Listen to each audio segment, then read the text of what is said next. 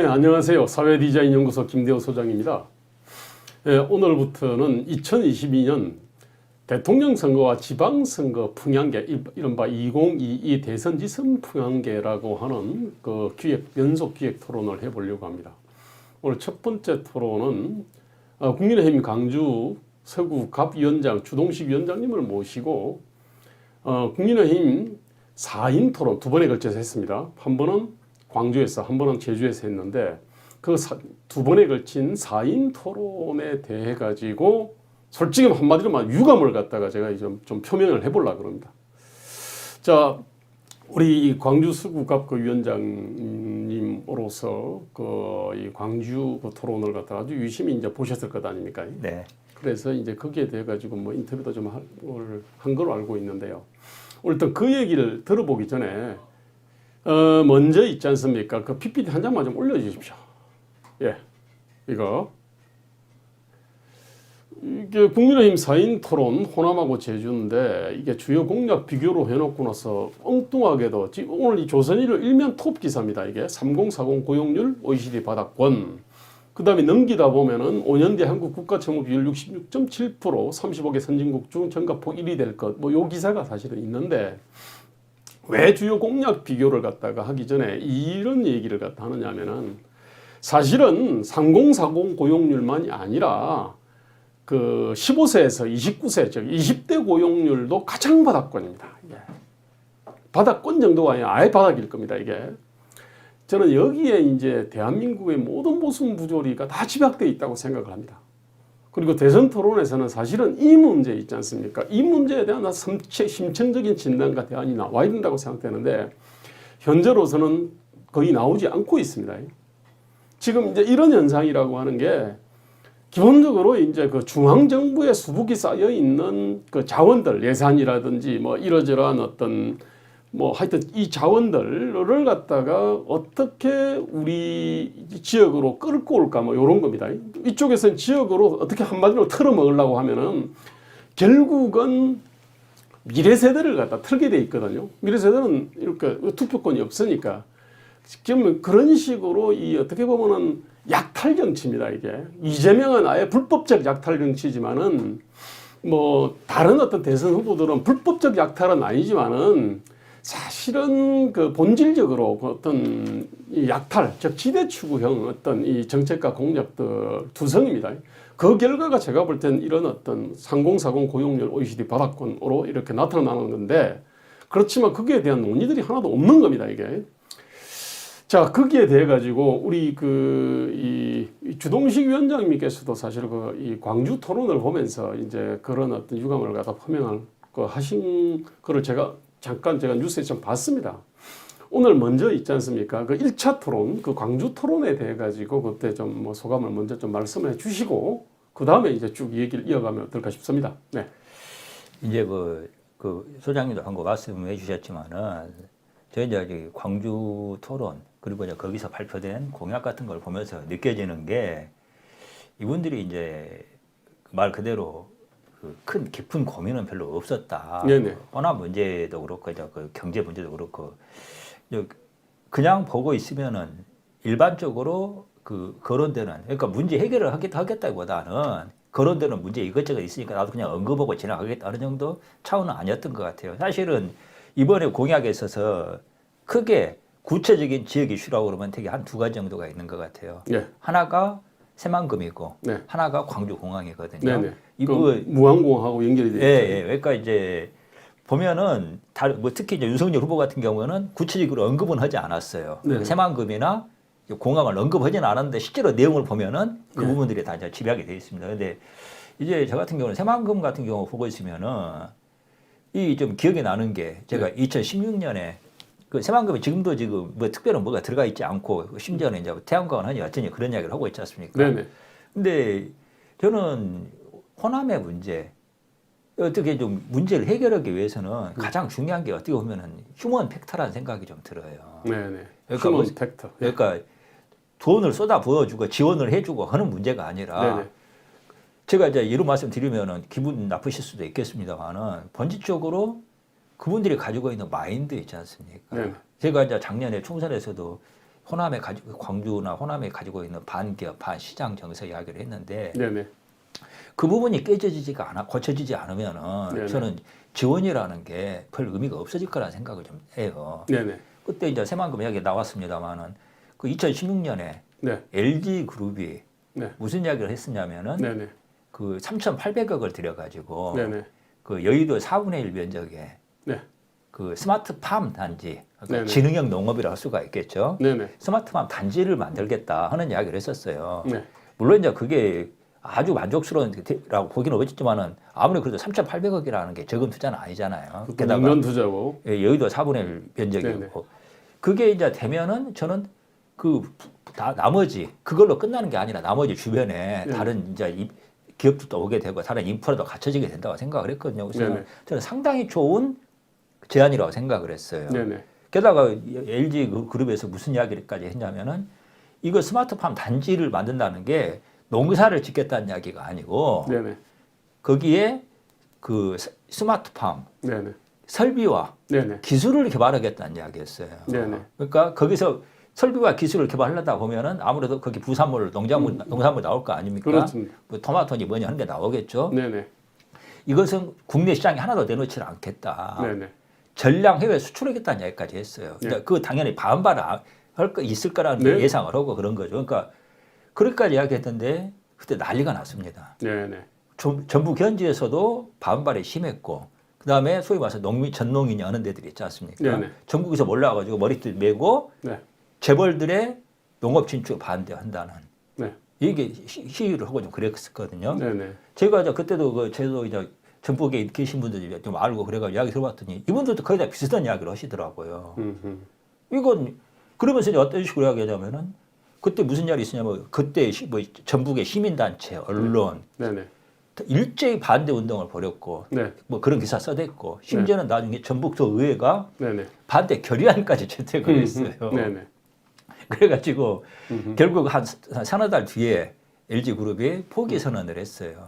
그렇죠. 포기 선언을 했는데 제가 이제 그 당시에도 이 문제를 가지고 전북 현지에 계신 분들하고 이야기를 해봤거든요. 네네. 근데 이분들이 이제 그 기본적으로 비슷한 생각이신 거예요. 재벌들이 저기 왜 전북에 투자를 하려고 그랬으면 네. 스마트팜 하려고 그랬으면 좀 더 달래야지. 그런 식으로 하면 되겠느냐. 이제 이런 식의 이야기였거든요. 이제 그거 외에도 또 좀 근데 그 전주 종합경기장 개발 같은 게 사례가 네네. 있고 뭐 전주 종합경기장 개발 같은 경우에는 어떤 게 있었냐면은 네. 그 롯데 쇼핑이랑 네네. 지금 그 보면은 전주 시내 한 가운데가 뭐가 있냐면은 네. 그 저기 여기 전주 중심가죠. 네. 전주촌 딱 흐르고 네, 있고. 구도심 네네. 중심가가 뭐가 있냐면은 네. 전주 종합경기장이 있어요. 네네네. 그게 62년도인가 건설된 걸로 저는 알고 있습니다. 네네. 근데 그게 몇만 평짜리가 그 있는데 그게 네. 종합경기장이 거기가 있으니까 구도심이 공동화되어 있는 거예요. 그럴 수밖에 예, 없겠네. 그래서 그걸 이제 재개발하자. 그 수건사업 그것도 수건사업인 걸로 알고 있습니다. 네네. 그래가지고 그걸 그 LG 쇼핑 아니 저기 그때 롯데랑 있지 않습니까? 계약을 해가지고 어떤 식으로 했냐면은 절반 정도는 그러니까 저기 공원으로 만들고 절반 정도는 네. 소위 말해서 그 뭐 컨벤션이니 호텔이니 쇼핑센터니 넣고 그렇죠. 거기 있던 경기장은 전주 그 월드컵 경기장 근처로 그렇죠. 새로 옮겨서 지어준다는 제안을 했었어요. 아주 합리적이네. 예. 게다가 그게 그 종합 경기장이 네. 전주시 소유가 아니에요. 음흠. 전북도 소유란 말이에요. 네네. 그래서 그 당시에는 네. 그 지금은 전북도지사로 나중에 간 송하진 씨가 한 분이 네네. 롯데 쇼핑이랑 계약을 맺었는데 네네. 나중에 후임이 된 전주시장이 네네. 시민의 재산을 재벌들한테 뺏길 수 없다. 음흠. 그러면서 그 계약이 있지 않습니까? 취소하고 그래가지고 법정 소송까지도 막 얘기도 나좀 시끄러웠거든요. 네네. 그래가지고 그 사업 자체가 완전히 공전화되는 지금까지도 제대로 지금 공정이 지금도? 예, 안 되고 있는 그런 문제가 좀 되고 있는데 이런 부분이 이제 또 광주도 저는 이제 그 광주에서 이 복합 쇼핑몰 유치 운동도 하고 있습니다만 아시는 분은 아시겠습니다만 어떤 네네. 거냐면은 네네. 뭐 그 우리나라에서 복합 쇼핑몰 하면 대표적인 게 한 4개가 있는 것 같아요. 코스트코, 네. 이케아, 네. 이마트 트레이더스, 네. 뭐 또 하나가 뭐, 예. 스타필드. 네, 예. 4개가 있는데 광주, 전남, 전북을 합해서 이 4개의 그 복합 쇼핑몰이 단 하나도 없습니다. 네네. 한마디로 말해서 이 어떤 마인드가 있냐면은 네네. 기업과 시장은 네네. 악이고 네. 공공이 선이라는 그런 마인드가 있어요. 네네네.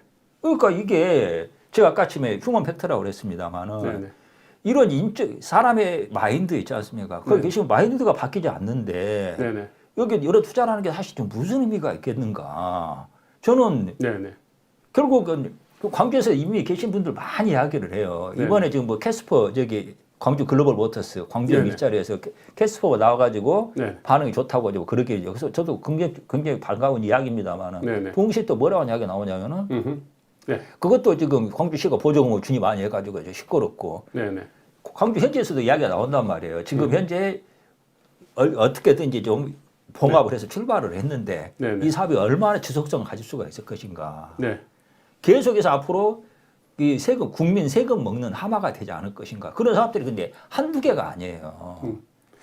이런 부분들이 저는 이런 부분에 대해서는 하나도 덮어도 거론하지 않고 뭐 퍼부분 준다 하는 이야기를 했을 때 이게 정말 문제 해결이 되는 건가. 저는 좀 책임 있는 정치인이라고 그러면은 이 부분에 대해서 짚어야 한다 생각이 좀 들거든요. 예, 그렇습니다. 이 가치라고 하는 거는 결국은 이제 소비자가 국내외 소비자가 기꺼이 자기 호주머니를 틀어가지고 사줘야 그게 가치지 않습니까? 근데 그런 관점에서 보면은 아까 그 새만금에 했던 그 스마트팜이라든지 그런 거는 상당히 정말로 이 새로운 가치를 창조하는 것이 맞죠. 이게.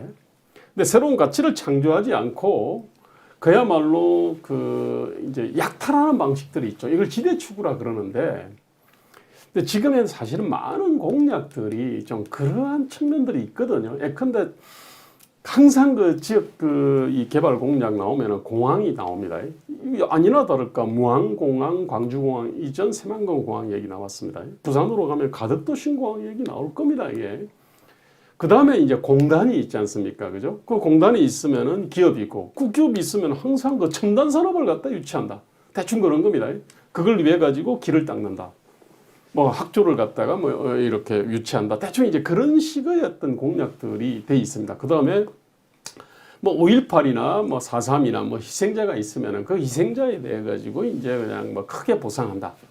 대충 이제 이런 공약들이 주로 있는데, 참 이게 공항이 이게 그 대선 때 되면은 항상 그 공항과 고속도로와 공단, 철도 뭐 이런 얘기들이 항상 나오지 않습니까? 아니나 다를까 이번에도 이제 나왔는데, 그 잠깐만 한번 올려주십시오. 이게 최근 5년간의 이제 국내 공항 활주로 이용률 한번 보시죠.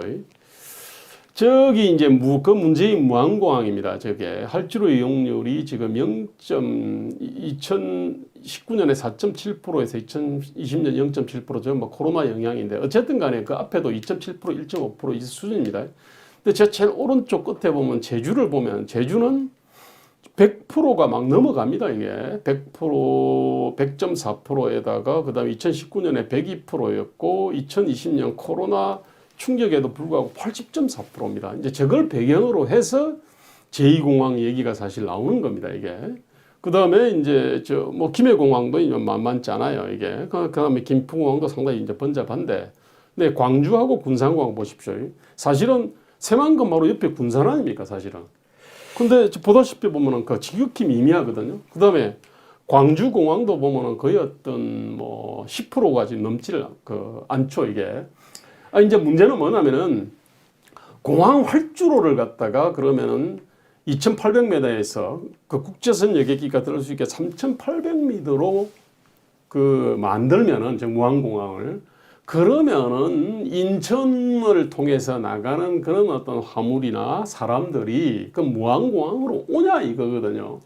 지금 광주 작년 그 총선에서도 지금 이게 총선뿐만 아니라 지방선거고 뭐고 간에 광주에서는 네. 선거만 했다 하면은 공항 이전 문제가 단골 메뉴예요. 네네네. 작년에도 저도 총선에 나가서 이 문제가 나와서 한번 물어봤습니다. 네네. 그러면 어디로 가야 됩니까? 네네. 그러면 거기서는 원하면 환영합니까? 그때 답변을 못 하시더라고요. 음흠. 사실 무안공항이 지금도 이렇게 이용률도 낮지만 네네. 광주 공항에 옮겨가는 것이 그분들도 싫어해요. 네네. 그래서 제가 그런 이야기를 했습니다. 저는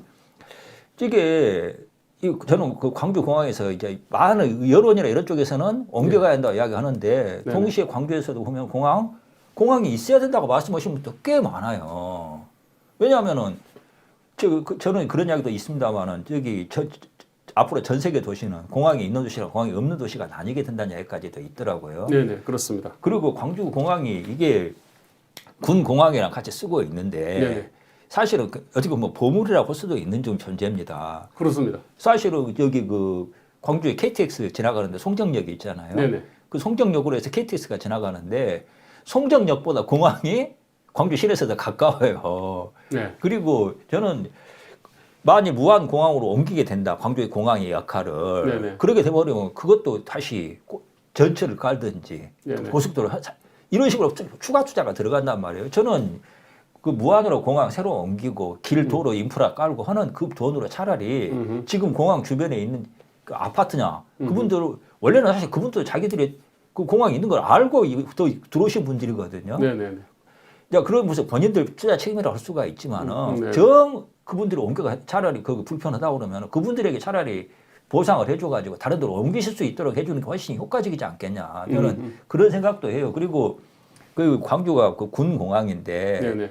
저는 그 군 공항이라는 가지고 있는 특성을 활용해가지고 네네. 그것을 소위 말해서 이 정비랄지 네네. 저는 첨단 산업이 유치될 수 있는 하나의 MRO라 그러죠. 예, 네. 단지도 만들 수 있다는 생각이 들거든요. 네네. 그런 식으로 얼마나 혁수가 있는데 그냥 무작정 옮겨가라. 그리고 제가 알고 있기로 군 공항이라는 것은 네네.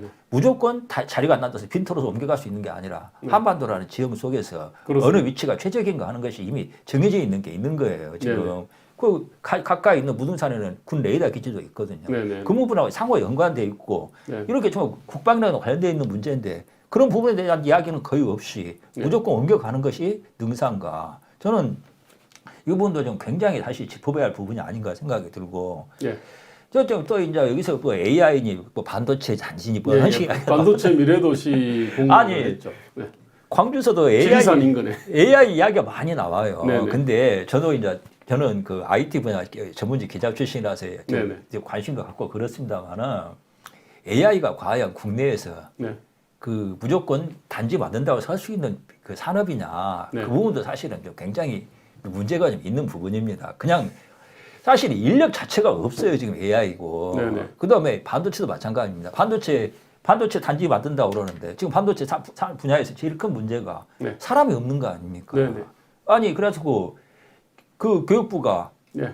그 대학교 그 반도체 관련된 각각 인원을 정원 늘려달라는 것도 그 문제도 지금 해결이 안 되고 있는 거거든요. 네. 뭐 여기서 다시 여기다가 AI 단지 만들고 반도체 단지 만들면은 다시 텅텅 비고 그 돈만 쏟아부은 데다가 거기서 다시 유지하려면 다시 또 헬스에 쏟아봐야 된다는 이야기 아닙니까? 저도 이제 저는 자동차 회사에서 제가 엔지니어로 9년을 근무를 했어요. 그래서 자동차 산업 관련된 책을 제가 최초의 책은 그 책입니다. 그래서 제가 자동차 산업을 갖다가 연구를 꽤 했고 그 책이 상당히 그래도 이게 내공이 있는 책으로 알려져 있습니다. 대우자동차 하나 못 살리는 나라.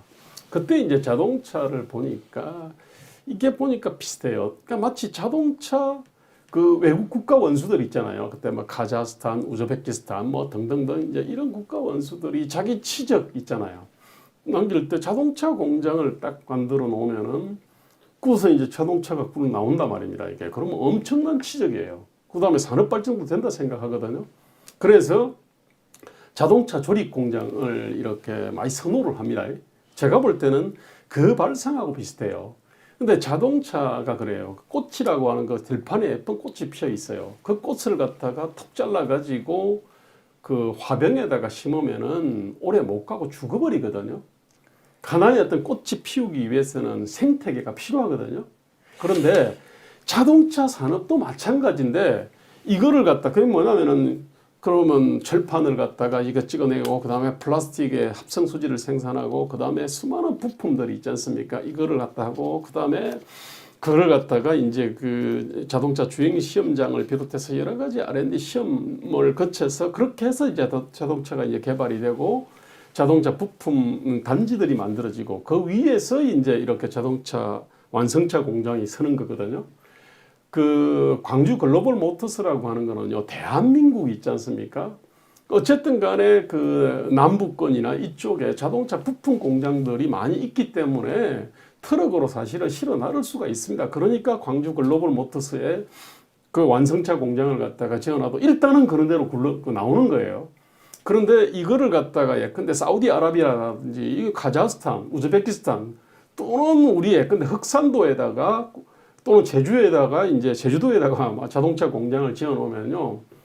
이게 이제 이렇게 그 들판에서 이쁘게 자라는 꽃을 갖다 화병에다가 이렇게 그냥 꽂는 거하고 비슷한 거거든요. 저는 그래서 이분들이 산업과 산업 생태계에 대한 이해들이 참 없구나. 그 다음에 기술에 대한 이해가 없구나. 이걸 느꼈는데 저는 우리 이 뜨는 거 예컨대 AI든 뭐 로봇이든 뭐든 뜨는 산업들이 있습니다. 그 뜨는 산업이 있으면은 그냥 그 지역에다가 정부가 무슨 뭐 투자를 갖다가 유인하게 땅 주고 뭐 그 예산 좀 지원하고 이래 가지고 뭐 세금 좀 감면해서 그거를 갖다 유치하면은 그것이 번성한다라고 하는 이 거대한 어떤 무지와 착하게 빠져 있다는 것을 갖다가 제가 많이 보거든요. 저는 반도체 미래도시 지리산 인근에 여기 AI도 그것도 딱 그거라고 봐요. AI나 반도체 같은 경우 이야기가 나왔습니다만은 지금 AI 이야기할 때마다 제가 좀 기가 막히는 게 AI 하려고 그러면은 지금 업체에서 산업계에서 하는 이야기는 뭐냐면은 좀 뭐 다 아시는 분은 다 아십니다만 우리나라 반도체가 성공할 수 있었던 가장 큰 이유가 뭐라고 그런 줄 아십니까? 국가 공무원들이 반도체를 몰라가지고 공무원들이 반도체가 뭔지를 몰라가지고 그냥 개입을 안 해서 진흥책, 규제책 하나도 개입을 하지 않으니까 반도체 산업에 성공했다고 이야기를 많이 해요. 우리 한류도 그렇습니다. 네, 그거 일종의 반도체 분야에서 상식이거든요. 네네. 근데 AI를 하고 싶으면은 정부가 손 떼야 됩니다. 네네. 정부가 손 떼면 AI 그냥 발달할 거예요. 좀씩이라도. 네. 근데 우리나라 공무원들이 일을 하는 방식 보면은 뭘 한다 그러면 뭘 제일 먼저 요구하냐면은 레퍼런스 가져라고 그래요. 해외에서는 어떻게 했느냐. 그럼 한마디로 말해서 해외에서 하겠다는 걸 계속 따라가겠다는 이야기거든요. 근데 IT나 AI 같은 경우에는 해외에서 한 것을 따라서 하면은 계속 이미 지고 있는 거예요. 그렇습니다. 완전히 새로운 것으로 도전해서 하지 않으면 안 되는 거거든요. 그러니까 그냥 공무원은 무조건 정부는 손을 떼야 돼요. 네네. 근데 여기서 저기 대선 주자라는 분이 하는 분들은 정부가 개입해가지고 키우겠다는 거거든요. 이건 제가 전에도 말한 4차 산업 혁명 이야기 나오고 그랬을 때 저는 그러면 아니 4차 산업을 할 거기 위해서 가장 중요한 해결 과제를 이야기해야지 4차 산업 하겠다는 이야기는 그런 거 아닙니까? 네네. 어떻게 해결을 해 그러니까 그러면 잘 하겠습니다 하는 얘기가 똑같은 이야기란 말이에요. 예. 그러니까 결국은 지금 한국의 경제가 지금 막혀 있는 부분은 점점 정부 개입이 심해지고 민간 분야가 시장과 기업이 역할이 축소되고 있다는 데서 저는 문제가 심각하다고 보거든요. 아까 청년 일자리 이야기 나왔습니다만 청년 일자리 문제 본질은 그거 아닙니까? 사실 지금도 일자리는 엄청 많아요. 남아 돌아갑니다. 청년들이 갈 만한 일자리가 없는 거 아닙니까? 청년들의 요구랑 실제로 요구의 매칭이 안 맞고 있다는 이야기거든요. 그러니까 그 빈 공간을 외국인 인력이 들어와서 채우고 있는 거 아닙니까? 네, 그렇습니다. 이걸 채우려고 그러면 본질적으로 근본적인 문제는 딱 뭐냐면은 삼성전자나 최소한 30대 그룹 내지는 한 100대 그룹 정도의 그런 기업들이 투자를 늘려가지고 그 일자리가 늘어나든지 그런 비슷한 기업들이 많아지든지 그 수밖에 없다고 보거든요. 그렇습니다. 그렇지 않으면 뭐가 있냐면은 공공부문 일자리지 않습니까? 늘리는 방법밖에 없단 말이에요. 지금 문재인 대통령이 하고 있는 게 바로 공공 일자리 늘리는 거 아닙니까? 근데 공공 일자리는 생산하는 게 아니라 돈 쓰는 일자리잖아요. 그리고 공공 일자리라고 하는 거는 예컨대 포클레인 굴삭기 한 대로 할 수 있는 일을 갖다가 삽백자로 나눠가지고 뭐 할 수도 있는 게 삽으로 하다가 안 되니까 더 많이 하면 포크로 이제 해야 된다는 이야기죠. 숟가락으로 나눠주면 1,000명의 일자리를 창출할 수 있어요. 삽 주면은 100명의 일자리 창출할 수 있는 이짓거리를 하고 있는 거거든요. 지금 그러면서 대한민국 경제를 지금 본질적으로 성장 가능성을 좀 죽이고 있는 건데. 아니 보면은 우리나라 우파 진영이 좀 뭐라 그럴까 우리 후보들한테 이런 말씀하는 것은 죄송합니다만은.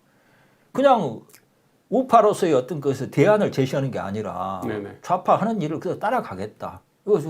그냥 말 그대로 대중한테 좀 불량식품을 먹여가지고 우선 급한데 표를 따겠다는 생각은 별로 없는 거 아닌가. 불량식품을 갖다가 좀 덜 먹이겠다는 거고 그 다음에 거기에 대한 해독제 갖다 같이 처방하겠다. 막 예컨대 이런 수준들의 공약이 많아요.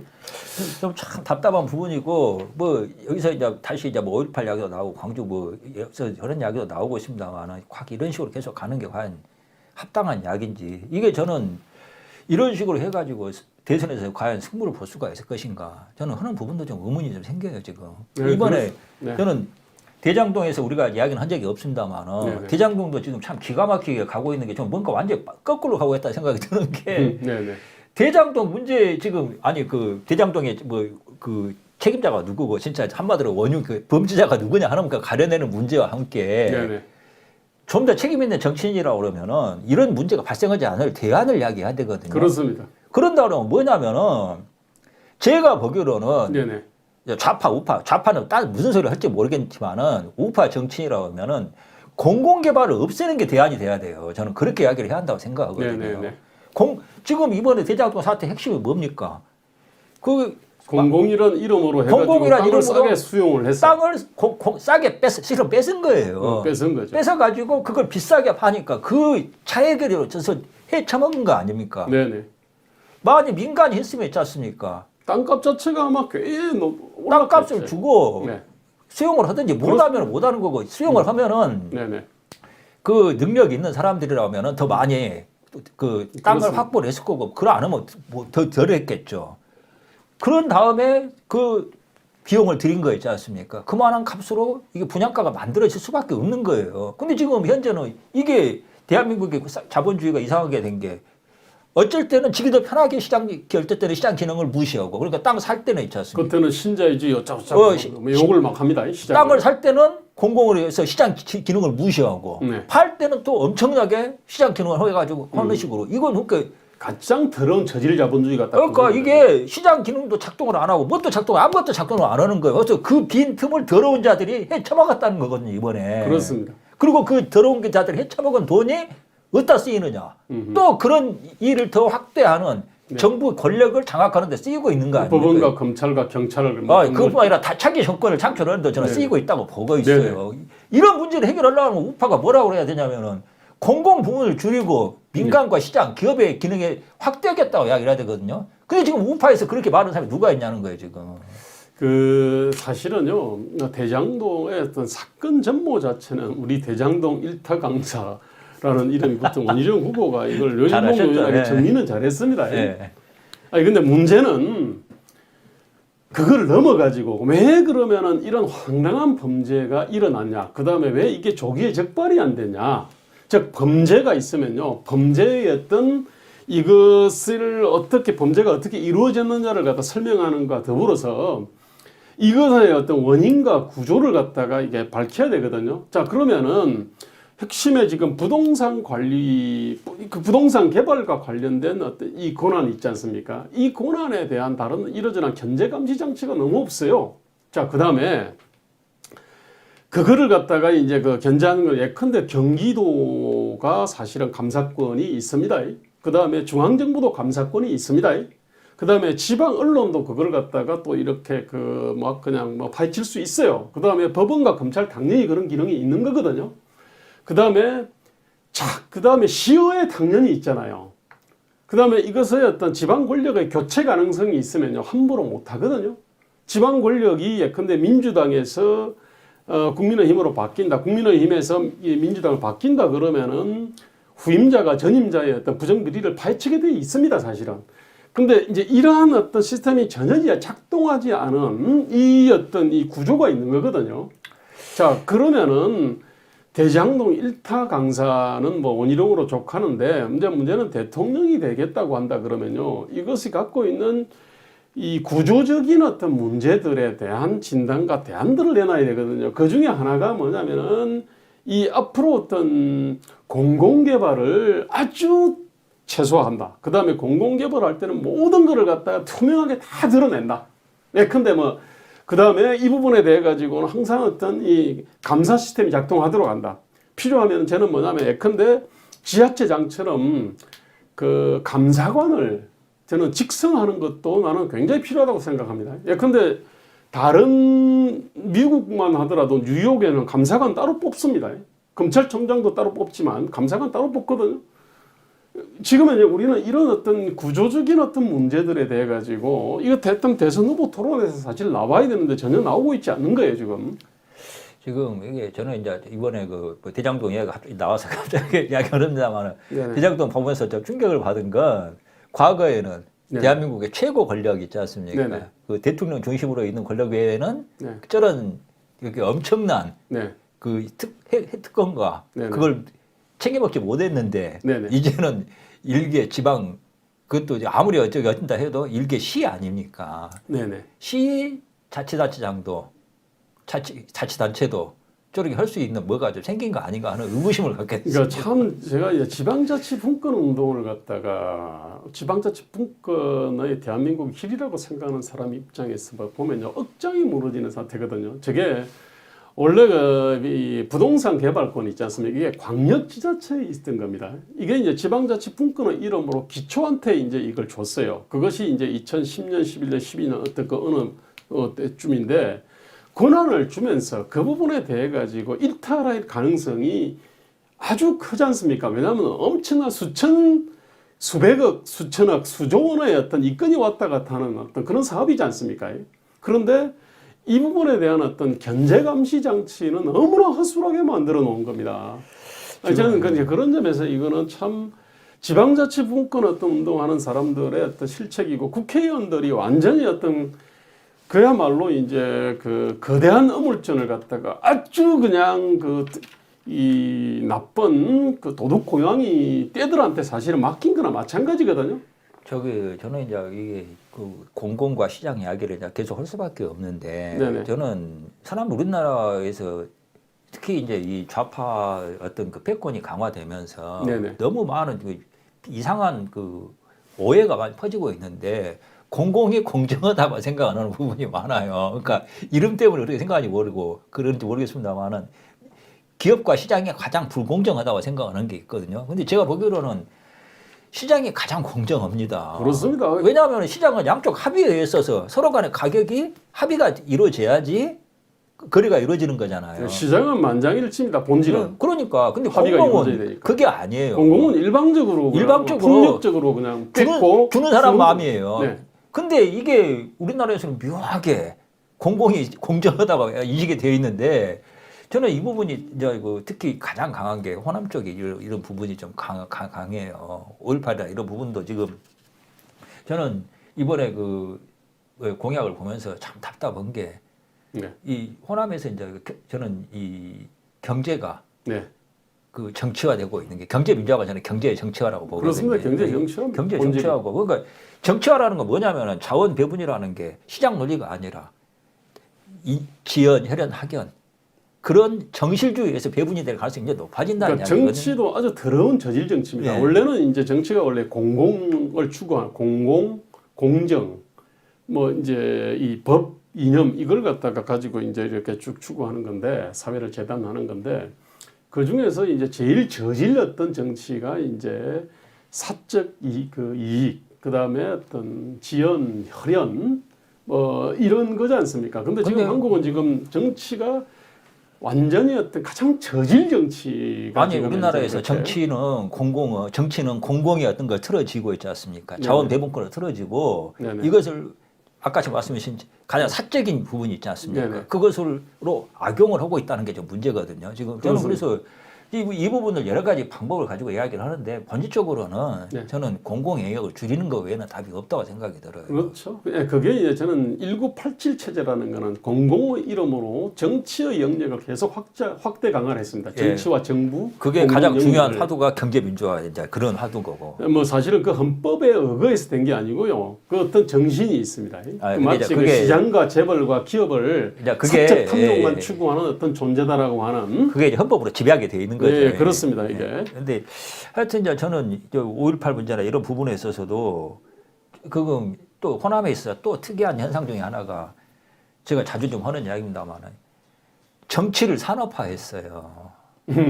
정치를 산업화했어요. 5.18도 산업화하고 5.18을 산업화도 한 거예요. 4.3도 산업화하기 직전입니다. 4.3도 지금 사실은 호남에서 하고 있는 게 네. 정치를 산업화한 게 뭐냐면 5.18이 가장 대표적이죠. 네네. 5.18이 하나의 산업이 됐습니다, 지금. 네네. 대한민국, 아니, 광주에서는 아마 가장 큰 산업일 거예요. 제가 보기로는 아시아 자동차나 네. 그다음에 그 광주 글로벌 모터스 광장 2자리 있지 않습니까? 그것보다 더 큰 산업인 게 5.18이 아니면은 글로벌 모터스를 광주 가져왔겠습니까?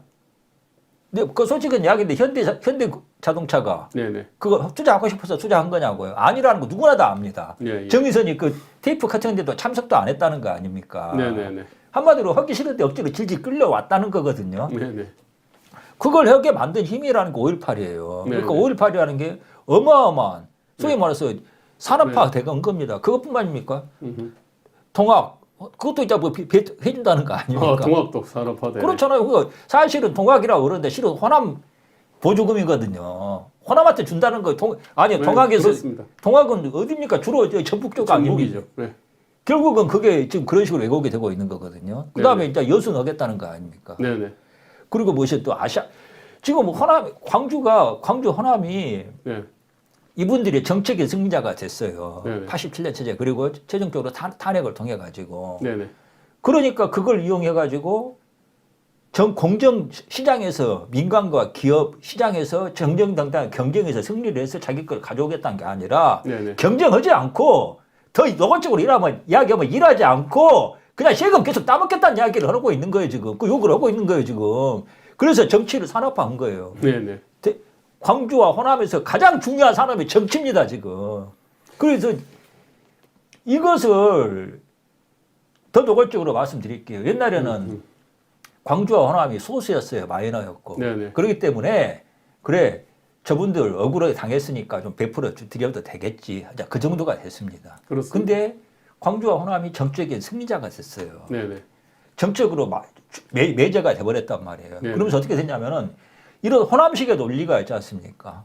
지금 대한민국 전국을 지배하고 있는 거예요 지금. 사실 가덕도 신공항도 딱 그겁니다. 그러니까 제가 그래서 호남만 먹냐, 우리도 좀 먹자 이런 거고요. 딴 데도 다 그럴 거예요. 대한민국이 호남화되고 있다는 이야기가 이건 거예요 지금. 네네. 이 문제 정말 심각합니다 지금. 그러면 아니 우파 정치인들이라고 그러면은 정치라는 게 그 공동체의 문제를 해결하기 위해서 나서는 거 아닙니까? 네네. 그러면 이런 문제에 용기 있게 지지를 아니 이런 용기도 없으면서 무슨 대권을 노린다고 나오는 건지. 사실 이제 그건데요. 잠깐만요. 이걸 좀 보여주십시오. 자, 1차 이거는 뭐냐면은 어저께 했던 그 제주 토론입니다. 거기에 대한 조선일보의 어떤 보도가 요겁니다. 이게 윤석열, 홍일용, 홍준표, 유승민 편갈렸다. 뭐 다른 자세한 내용들 없어요. 어쨌든 이제 요렇게 했어요. 그리고 근데 구체적 내용들을 봅시다. 지금 이거는 뭐냐면은 이 미래산업의 중심지로 그 육성한다. 저거는 이제 그 윤석열의 어떤 광주, 호남 공약입니다. 이게. 그 다음에 이제 제주 공약이 이제 3개로 되어 있습니다. ICT 융복함 첨단 관광 도시 조성하고 지속 가능한 청정 제주하고 뭐 복합 해양 관광 허브 항만 조성하고 이거 사실 대부분은 어떤 지금 현재 문재인 정부나 박근혜 정부의 어떤 그 대통령 업무 보고에 대충 뭐 나오는 얘기들입니다. 자, 어쨌든 그 광주에서 했던 게 아까 광주를 인공지능 산업 중심지로 육성한다. 사실 황당한 얘기죠, 저게. 그 다음에 뭐 전남의 우주산업, 친환경 에너지 산업 중심지로 제가 이제 고흥 그거 있지 않습니까? 네. 그거 의식하고 그냥 그대로 하는 이야기인 거예요 지금. 그리고 친환경 에너지 산업이라는 거 소위 말해서 이제 새만금 있지 않습니까? 네네. 풍력단지 같은 거 네네. 그걸 이제 하고 그냥 하겠다는 이야기거든요. 그러니까 고민이라는 게 없는 거예요 지금. 저기 자 이게 이제 홍준표의 공약입니다. 홍준표는 그냥 딱 2개밖에 안 해요. 딱 보니까 저기 무안을 김대중 공항으로 글로벌 관문 공항 이게 이제 그 뭐 대구 공항 뭐 그다음에 저 가덕도 공항, 무안 공항, 인천 공항 이렇게 이제 막 4대 관문 공항인데 지금 여기도 뭐냐면은 이 공항이라고 하는 거 헐주로만 늘려놓으면 이게 뭐 국제선이 그게 안고 이게 아니다 말입니다. 이게 아마 비행기가 만약에 혹시라도 민간 항공사가 아니라 아마 그 국가가 소유하는 항공사가 있다면 아마 비행기 띄우긴 띄울 거예요. 엄청난 손실을 갖다 보겠는데. 그러겠죠. 예산 엄청나게 쏟아부어 가면서. 예. 다행히도 참 이렇게 항공사가 민간이니까. 저기 러시아에서 아주 소련 구소련에서 아에로플루트가 예. 저기 뭐냐 예. 그 항공사이자 동시에 비행기 제조했어요. 항공 제조 회사에 또 그런 게 또 있었습니다만은. 그다음에 이제 그 제주에서는 라스베가스식 이제 컨벤션 도시를 갖다가 이 얘기를 갖다가 했습니다. 그리고 이 유승민 후보는 그 유명한 지리산 인근의 반도체 미래 도시를 갖다가 이렇게 건설한다 그랬고요. 그 다음에 또 새만금에다가 공항 만들고 뭐 도로철도 놓고 광주공항 문제 얘기하고 그리고 역시 또 제주 와서는 또 공항입니다. 제2공항. 제주는 그래도 보면 제2공항의 어떤 이전은 아까 그 통계로 이용률로 보면 어느 정도 일리가 있어요, 사실. 제주는 저는 필요하다고 봅니다. 그렇습니다. 그 다음에 동북권 이제 스마트 혁신도시 조성하고요. 역시 뭐 또 항상 나옵니다, 이게. 그 다음에 첨단 제주 산업 육성한다 이렇게 돼 있고. 그 다음에 이제 원희룡 후보가 이제 이게 이제 그 호남 중심 국정 운영을 갖다 얘기를 갖다가 했고요. 그 다음에 지방 분권으로 진정한 지방화 시대 개막한다 했는데 의외로 이 부분에 대한 어떤 이 구체적 공약들은 사실은 없었습니다, 이게. 그 다음에 항상 나오는 얘기야. 미래형 에너지. 어쨌든 좋은 산업들은 그다음 제주에 갖다 놓겠다. 뭐 호남에서도 그런 이야기가 아마 제가 볼 때 영남 가서 그 다음에 충북 내륙 가도 꼭 같은 얘기 할 거예요. 첨단 산업은 누구나 다 그걸 갖다 원하니까. 그 다음에 이제 4.3 해결하고 그 다음에 이제 뭐 미래성장 동력 발굴하고 여기 그 다음에 이제 당연히 이제 가장 제주다운 거는 이제 그 환경자원, 총량 보전호, 청량 제주 실현한다. 뭐 이런 내용들이 쭉 나왔습니다, 이게. 자, 이 부분에 대해서는 좀 이따 얘기하기라고요. 먼저 이 부분 관련해 가지고 자, 이건 이제 좀 여기서 이제 우리가 본 게 제가 유심히 본 게 뭐냐면은 국제 자유도시 이 제주 특별자치도법이 있지 않습니까? 그게 노무현 정부 때 만들어졌습니다. 근데 특별자치도법 관련된 문답이 있었거든요. 그러니까 특별자치도법의 어떤 문제가 뭐냐, 뭐 이런 얘기를 했는데 원희룡 지사가 그때 이해찬 총리 주도로 신자유주의적인 어떤 개발적 제2기시 만들어가지고 한 1천억 수익 생기면 그거 갖고 땅 사고 개발하는 뭐 이런 거였다. 그런 얘기였고 노무현 대통령이 말로는 외교와 국방을 제외한 모든 어떤 권한은 다 주겠다라고 했는데 실제로는 자치재정권이나 자치입법권을 안 줬다. 뭐 이런 얘기를 갖다 했습니다. 근데 원래는 이제 그 홍콩과 싱가포르식으로 그 제주를 갖다가 바꾸려고 개발하려고 그랬다. 이런 얘기를 갖다 하세요. 아니 그러면은 난 제일 답답한 게 뭐냐면 굉장히 중요한 얘기인데 그러면은 원희룡 지사는 그 부분에 대해 가지고 그러니까 뭐 철학의 문제다 요 얘기했습니다. 이게 큰 권한 안 줬다라고 얘기를 했어요. 근데 그거는 제주특별도지사로서는요. 권한이 없으니까 왜 권한을 안 줬냐. 자치입법권, 자치재정권 등등등 자치인사권 이런 거를 갖다가 안 줬다고 중앙정부에 컴플레인 할 수 있어요. 근데 이제는 대통령 후보로 나왔잖아요. 대통령 후보로 나왔으면요. 원희룡이 생각하는 이 제주특별자치도의 어떤 운영, 비전이 있잖아요. 그거를 제시하고 더 나아가서 지금 저발전에 지금 헤매고 있는 모든 어떤 지방에 대해 가지고 지방자치 분권과 균형 발전의 어떤 담대한 어떤 비전과 전략을 제시를 해야 되거든요.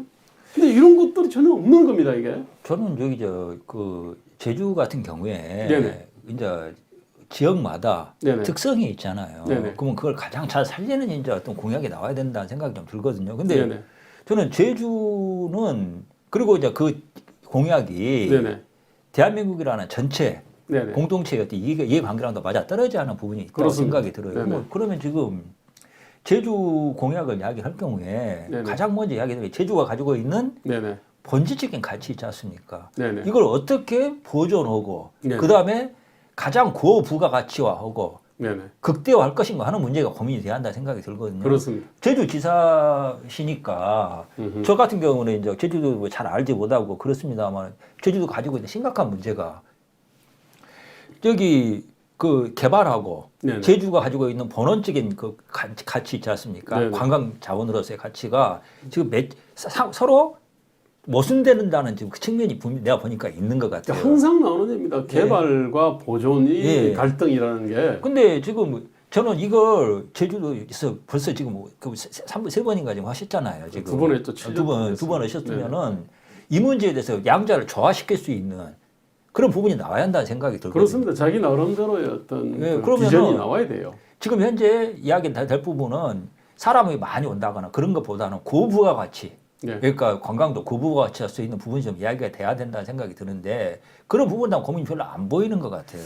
네. 다 지금 제주에서 지금 제주가 가지고 있는 그 관광 자원으로 그거 제가 보기에는 한 번 안 가지면은 답이 없는 거거든요. 예, 예. 근데 그 지금 두 가지가 문제가 있습니다. 제가 알고 있기로 하나가 물 문제예요. 네.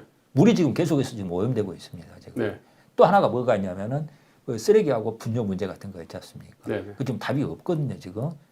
이 부분을 지금 건드리지 못하고 있는 거예요. 지금. 저는 이제 그런 부분은 찾을 수 있고요. 사실은 물 문제만 하더라도 제주가 지금 우리나라에서 강수량이 가장 많습니다. 예. 1년에 한 2,000mm, 1,800에서 2,000mm가 이제 내리는데 원래 1960년, 61년에 그때 이제 그 경제개발 그 5개년 계획 실시 전에 그때 이제 그 외국 국제 그 IBRD인가 세계은행이 아닌데 와가지고 한국이 갖고 있는 자원 있잖아요.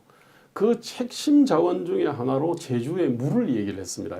지금 우리가 이제 보면 그 이게 뭔가 싶겠지만은 근데 제주는 어쨌든 간에 비는 많이 내리고 그게 스며들거든요. 그래서 근데 그 부분에 대한 어떤 오염원에 대한 어떤 관리들을 갖다가 잘 하면요. 그 지하수들이 있지 않습니까? 그건 맞는데 많이 이용할 수는 있긴 있습니다. 지금 뭐 문제가 생기고 있냐면 질소 있지 않습니까? 네네 그렇습니다. 그러니까 한마디로 말해서 제주에 농업하고 있지 않습니까? 네네. 어떻게 보면 부분이 지금 매칭 아니고 차로 상충되는 상황에 와 있는 거예요. 지금 네네. 어마어마한 지금 비료를 그 질소 비료 뿌리면서 이게 그렇습니다. 지하수로 틈에 들어가지고 예, 그렇습니다. 그것은 정화가 잘 안 된다고 그러더라고요. 예, 그렇습니다. 그래가지고 지금 제주 연안 바다 파래가 있지 않습니까? 네네. 굉장히 심각한 현상이라고 알고 있거든요. 지금 이런 부분에 대한 대안이 나와야 되는 거예요, 지금. 그렇습니다. 저는 이제 그런 부분에 대해서 이제 그거는 이제 반드시 누가 해도 이제 그건 뭐 특별 도지사를 해도 반드시 내야 될 어떤 그 대안이지 않습니까? 그건 당연히 그렇죠. 내야 되는데 문제는 이제 홍콩과 싱가포르식의 어떤 모델인데 아시다시피 제주가 1,800제곱키로 되는데 홍콩의 1,000제곱키로가 안 돼요. 싱가포르가 한 700제곱키로 되나? 그러니까 제주는 그 더블인데 홍콩 인구가 한 900만 되죠. 싱가포르 인구가 지금 한 700만 되지 않습니까? 제주 인구는 지금 60에서 70만 수준이거든요. 근데 이제 홍콩하고 싱가포르는 네네. 기능이 말 네. 그대로 관광이 아니라 네. 그 산업과 유통이 이제 그런 쪽 아닙니까? 근데 제주는 그럴 수 있는 부분은 아니거든요. 아닙니다. 저는 좀 달라요. 그 노무현 대통령이 그때 홍콩 싱가포르를 얘기할 때 제주에는 그런 잠재력이 있습니다. 근데 제주 한라산에서요 반경 500km로 딱 돌려보면 콤파스로 돌려보면 상해가 딱 있습니다. 그 다음에 일본은 후쿠오카하고 거의 오사카까지 아마 들어올 거고 그 다음에 제주 그 서울이 있거든요. 저는 그런 부분에서 굉장히 어떤 요지입니다. 이게. 그것은 저도 동의를 하고 저도 그 동의하는 내용인데 네네. 그것과 반드시 있지 않습니까? 나는 환경이 있잖아요. 네네. 구분하고 나는 같이 매칭이 되지 않으면 안 된다는 생각이 들어요. 물론 당연히 네. 그래야 됩니다. 근데 저는 이 제주에 대해 가지고는요. 우리가 지금 예컨대 뭐 경제를 살리고 산업을 살리고 하면 항상 나오는 얘기가 이제 그 규제를 갖다가 완화를 한다. 뭐 네거티브 방식으로 한다. 뭐 한다. 일단 규제를 완화한다, 합리화한다. 뭐 이제 이런 얘기가 단골로 따라오거든요. 근데 대한민국 워낙 좁은 땅덩어리여 가지고 규제를 갖다가 만약에 살짝 풀면은 예컨대 송도 경제자유구역에다가 예컨대 거기다가 무슨 새로운 교육 규제를 완화하고 의료 규제를 갖다가 완화를 해가지고 뭐를 하면은 그러면은 이제 수도권 인근에 2,500만이 사는데 그게 이제 그쪽으로 쏠려가게 돼 있거든요. 그래서 우리가 중국의 선전 방식이 있지 않습니까? 이런 방식들이 잘 안 되는 겁니다. 자, 그런데 유일하게 그게 가능한 데가 제주거든요. 제주 같은 경우는 대한민국의 어떤 이 경제를 말아먹는 이 어떤 촘촘한 규제들 있지 않습니까? 이거와 관련된 실험을 할 수 있는 아주 드문 땅입니다, 사실은. 이제 그래서 제주 같은 경우는요, 그래가지고 대한민국의 발전을 가로막는 온갖 규제들을 갖다가 이게 합리화해가지고 실험할 수 있는 땅이에요. 저는 제주 모델을 하죠. 예컨대 육지로 치면 여수 같은 데 있지 않습니까? 그 다음에 뭐 울릉도라든지, 그 다음에 육지에서는 또 특정한 지역들을 갖다가 어떻게 할 수가 있습니다. 먼 쪽에다가 경제 자유구역 만들어가지고, 제 예컨대 말입니다. 저는 이런 식으로 해가지고, 그 수많은 어떤 이 규제들을 갖다가 나름대로 합리화해가지고 뭔가 실험을 해야 되거든요. 그러니까 지금 근데 대한민국이 지금 규제를 갖다 제대로 못 푸는 게요. 이 5,100만이 사는 이 거대한 땅에서 이 규제를 갖다가 한번 잘못해 놓으면 항상 큰 문제들이 보통 생기게 돼 있거든요. 바로 그것 때문에 규제를 갖다가 제대로 합리화 내지는 완화를 못 하거든요. 근데 저는 제주 같은 경우는 그런 어떤 사명을 갖다 부여받고 있는데 이상 그 개념이 별로 없는 것 같아 보니까. 근데 저도 이제 뭐 굉장히 그 규제에 대해서 반대하는 입장이고 네네. 규제는 거의 다 없는 게 적을수록 좋다고 생각하는 입장인데 그렇습니다. 제주도 같은 경우에는 그렇게 실험을 하기로는 너무 소중한 저는 좀 존재라 생각이 들어요. 그래서 네. 굉장히 신중해야 된다는 생각이 좀 들고요. 하여튼 그런 생각을 좀 해봤습니다. 아니요, 저 같은 경우는 예컨대 뭐 금융가, 그러니까 뭐 예컨대 뭐냐면 거기다가 무슨 뭐 오페수를 대량 양산하는 공장을 갖다가 유치한다든지 이거는 이게 아니고 예컨대 교육 관련된 규제 있지 않습니까? 지금 국제자유학, 뭐 자유학교나 뭐 이러저런 게 있는데 저는 교육 관련해서 굉장히 과감한 실험을 할 수 있습니다. 그 다음에 그 외에 어떤 이 청정 산업 관련해서 과감한 실험을 갖다가 할 수가 있거든요. 금융 관련돼서도 제가 볼 때 실험을 할 수 있는데 저는 제주도의 어떤 이 경험을 갖다 토대로 해가지고 대한민국의 어떤 자치 분권 균형 발전의 어떤 비전이 있지 않습니까? 이거를 갖다가 제시를 갖다 할 만도 한데 그것들이 빠져서 제가 볼 때 굉장히 유감이에요. 사실. 저는 그런 실험은 있지 않습니까? 네네. 다른 지역에서 있지 않습니까? 성공을 한 다음에 제주도에 적용해도 괜찮지 않겠냐 생각을 하고 있습니다. 근데 문제는 그러려면 또 특별 무슨 경제 자유구역이라든지 이런 걸 좀 만들어야 되는데 네. 그러려면은 제가 수도권에 만들어 놓으면은 그 외부 효과가 너무 이제 크기 때문에 저는 그러면 여수라든지 그러면 저는 광주만 해도 네네. 저는 이제 작년에 그런 이야기 했습니다만은 사실은 그 호남에서 어떤 요구 같은 것이 그 산업화 시대에서 소외됐기 때문에 다른 더 좀 그 시설 같은 걸 생산 단지를 들여와라 한다는 요구 같은 게 좀 있어요. 근데 저는 그건 이미 가능하지 않은 시대가 됐고 네네. 저는 그 교육 자치구 아니 교육 프리존을 좀 만들어야 한다는 이야기를 했거든요. 예. 그러니까 나는 이제 그런 실험 같은 걸 좀 해본 다음에 네네. 그런 그 노하우가 경험과 노하우가 축적된 다음에 제주도의 특성을 좀 더 면밀하게 분석해가지고 그런 부분에 적용하는 게 낫지 않겠나 생각을 했습니다. 근데 하여튼 오늘 그 광주하고 제주도 지금 그게 공약 부분은 좀 이야기가 됐습니다만은 근데 이제 그 지역 공약이 아니라 그 토론을 하다 보면요 지역마을 공약이 아닌 다른 어떤 것들이 튀어나오는데 예컨대 그 유승민 윤석열이 이제 그 1차 토론에서는 이제 천공 선생 뭐 정법 그 문답들을 갖다 하고 그것이 이제 이게 크게 이제 이렇게 보도가 됐더라고요. 그거는 제가 볼 때는 이제 아마 유승민 후보가 점수를 좀 잃은 것 같아요. 뭔지 그 부분과 관련해서 뭔가 윤석열 흠집 내비를 갖다 하려고 그랬던 것 같은데 그렇죠. 오히려 역효과가 있어서 그런지 제주 토론에서는 이제 이 천공이나 정법이나 뭐 요에 그다음 학문침이라든지 뭐 이런 얘기를 거의 안 하시더라고요. 그래서 2차 토론은 제가 볼 때 상당히 신사적 토론이 됐습니다. 그건 제가 볼 때는 뭐 좀 좋은데 문제는 뭔가 이게 매가리가 없다 그럴까요? 뭔가 어떤 이 야마 있잖아요.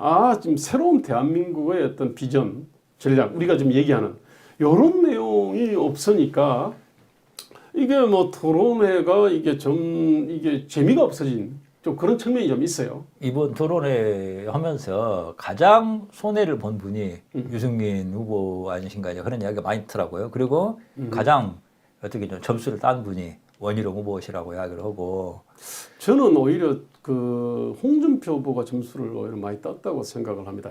그러니까 보니까 윤석열 후보가 보니까 8인 토론에서는 약점이 잘 안 드러났는데 4인 토론을 해보니까요. 이 좀 확실히 좀 미천이 좀 이렇게 좀 부족하다는 느낌이 들었는데 단적으로 말입니다. 윤석열이 복지 문답을 했습니다. 1차 토론에서도 당신의 어떤 복지 정책 핵심이 뭐냐, 문정부하고 어떻게 다르냐. 도대체 복지를 갖다가 더 올리겠다는 거냐, 뭐 그대로 유지하겠다는 건 내리겠다는 거냐, 뭐 이런 가장 기초적 질문을 했거든요. 그런데 이 부분에 대해 가지고요, 1차 토론뿐만 아니라 2차 토론에서도 제대로 답변을 못해. 한국은요, 지금 현재 복지제도 그대로 가만히 놔둬도 인구 노령화로 인해 가지고 복지 지출은 무조건 늘어나게 돼 있습니다, 사실은. 자, 그런데 이 부분과 관련해 가지고 가장 상식적인 답변은 복지 지출은 무조건 늘어날 수밖에 없다. 그 다음에 내가 적극적으로 늘리겠다. 그 다음에 합리화하겠다. 합리화하면서 동시에 어떤 이걸 갖다가 또 재정을 어떻게 하겠다. 이 가장 기본적인 어떤 답이 있거든요. 근데 그 부분에 대해 가지고 두 번에 걸쳐 가지고 유승민 후보가 물었는데 답변을 갖다 못해요. 이게 보니까 이게 복지 토론이라 그랬으면요. 주제를 복지 주제로 한다 그랬으면 윤석열이 사전에 공부를 했어. 딱 그냥 제대로 얘기했을 거예요. 근데 이제 지역 발전 공약 토론을 하다 보니까 준비를 안 한 것 같아. 그러다 보니까 가장 기초적인 어떤 이 부분이 준비가 안 돼 있는 거야. 보니까 이거는요. 제 알기로는 윤석열 캠프에 복지 전문가들 내지 교수들 수십 명이 달라붙어 있을 겁니다. 그런데 그 후보한테 공부시킬 때는요. 이게 너무 많으니까 유시민 보던 사람들 있지 않습니까? 이런 사람들이 제대로 못 시킵니다. 항상 어떤 숲을 보고 구조를 딱 보는 사람들이 딱 개념을 갖다 잡아서 집어넣어주고 그 다음에 어떤 이 디테일을 갖다 얘기해야 되는데 제가 볼 때는 지금 그 부분이 잘 안 되는 것 같아 보니까요. 그게 저도 이제 이번에 실감을 한 것은 우리가 이제 뭐 후보 개개인에 대한 선호를 떠나 가지고 네네. 자기 어떤 그 생각과 네네. 삶 속에 같이 녹아져 있지 않으면은 네네. 뭐 이야기를 못 하는 겁니다. 네네. 그러니까 윤석열 후보 굉장히 학습 능력 뛰어나시다고 그렇게 들었어요. 네네. 근데 이게 어떻게 자기 삶하고 있지 않습니까? 네네. 속에서 축적된 부분이 아니기 때문에 소화하기가 쉽지 않습니다. 그러니까 보신 분들이 그런 말을 많이 하시더라고요. 그냥 외워서 나왔다. 그러니까 답변을 그러니까 힘든 거죠. 그러니까 그래도 다른 후보들 보고 있으면은 이분들이 정치를 좀 오래 해서 그런지 자기가 말하는 내용하고 자기 생각이 어느 정도 있지 않습니까? 조응이 돼요. 근데 윤석열 후보는 그 부분에 대한 자기 별로 좀 고민은 못 해본 것 같다는 느낌을 좀 받았습니다. 그러니까 그건 좀 그러니까 지금까지는 8인 후보에서 8강에서까지는 비교적 선방이 됐는데 그 선방에서 점수 많이 땄어요. 윤석열 근데 후보가. 이게 앞으로는 좀 어떻게 될까 좀 불안한 부분도 있고 그런 것 같습니다. 그리고 말씀하신 저도 지난번에 하겠습니다. 그 홍준표 후보 같은 경우에는 자기 말하는 부분이 네네. 그러니까 흔히 말해서 빙산의 일각이라고 하지 않습니까? 드러난 부분이 이르면은 속이 잠겨 있는 부분이 구가 된단 말이에요. 그렇습니다. 그 구가 있어요. 맞습니다. 예. 근데 그 윤석열 후보 같은 경우는 구가 없다는 느낌이 드는 거예요. 그러니까 받쳐지지 않은 거예요.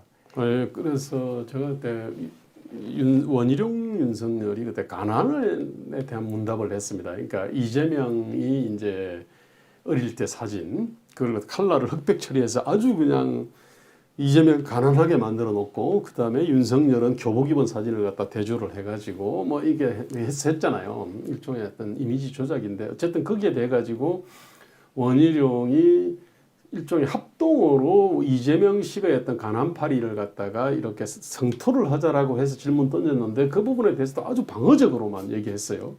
그 뭐 가난한 사람하고 살아본 적 있냐니까 뭐 저희 고시원에 있을 때 이제 뭐 생라면 먹는 친구도 있었다면 정말 이런 얘기인데 참 그런 거를 갖다가 보니까 윤석열이 뭐라 그럴까 아까 여러 가지 어떤 핵심 어떤 이슈나 이 문제들이 몸에 이렇게 체화 안 돼 가지고요.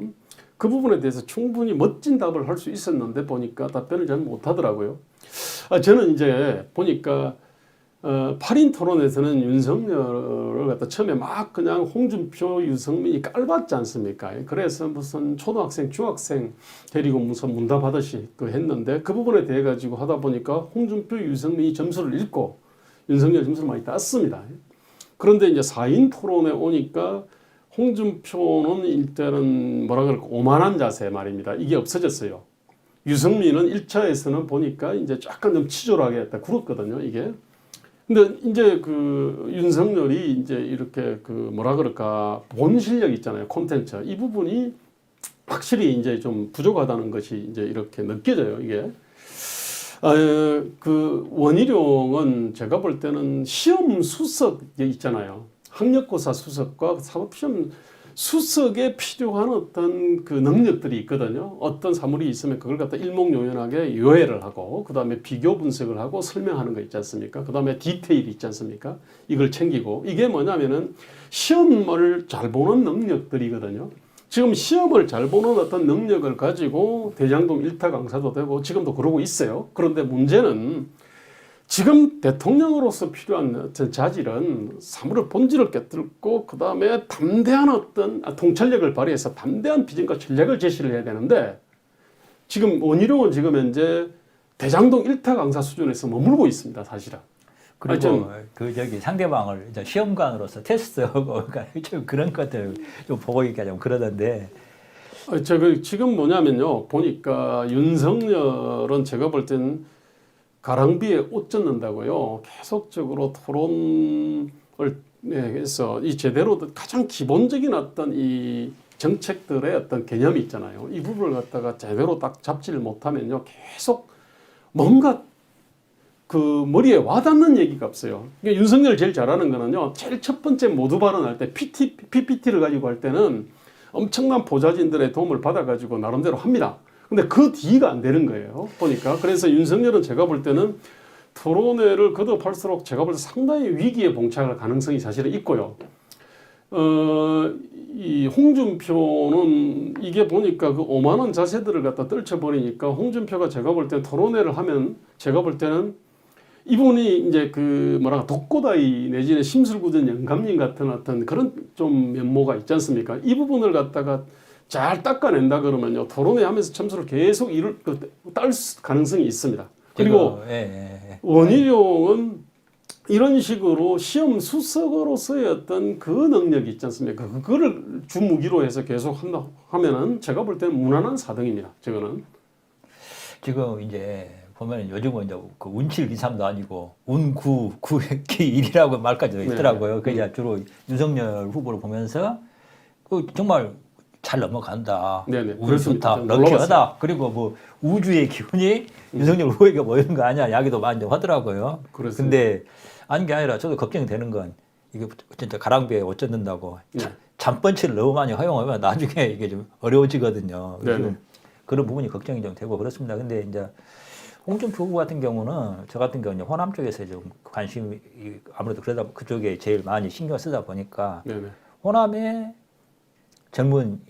젊은이들이 아무래도 저기 좀 그 우파로 돌아서는 청년들이 좀 있어요.